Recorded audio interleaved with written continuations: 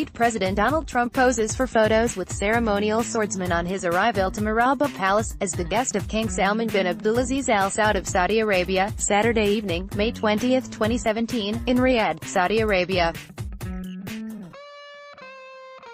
Official White House photo by Shealah Craighead. Walter Russell Mead tries to put a positive spin on Trump's terrible foreign policy decisions. The Trump administration recognizes that, and its strong backing of Arab and Israeli priorities. President Sisi's government in Egypt, Saudi Arabia's military campaign in Yemen, the Jerusalem embassy, reflects the demands of coalition diplomacy. Expect more of this. Rewarding useful allies is a cornerstone of the Trumpian approach to foreign policy.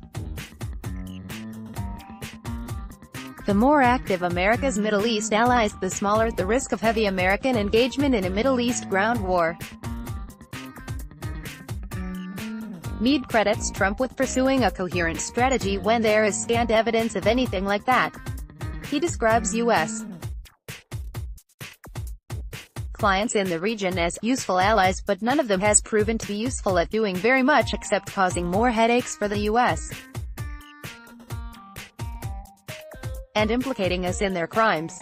The activism of reckless clients has not kept the U.S. out of unnecessary wars, but instead keeps pulling us into them. Trump has nothing to show for all of his indulgence and reflexive support of these states, and meanwhile, the U.S. is responsible for fueling one of the most destructive conflicts in the world. Trump favors U.S.